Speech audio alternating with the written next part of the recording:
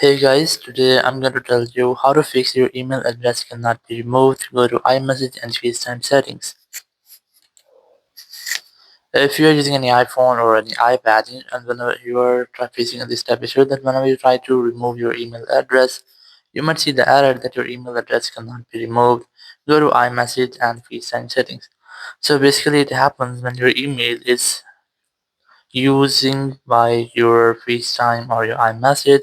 So if you want to remove your email, very first you have to try to remove it from your iMessage and FaceTime. So not to do this, simply go back and open your settings app.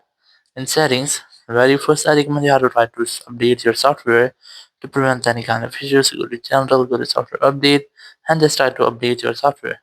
And once you have updated your software, just simply go to apps section, and here just look for very first FaceTime app. Just select this, and here under FaceTime you might see that you can be reached at my FaceTime ad.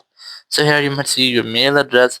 So just tap on your mail address and on this section just tap on it and then tap on sign out. And once you have signed out, your mail address will be signed out or will be removed from your FaceTime. Now do the same thing with your iMessage. Scroll down and look for iMessage or the messages app here. Just select this.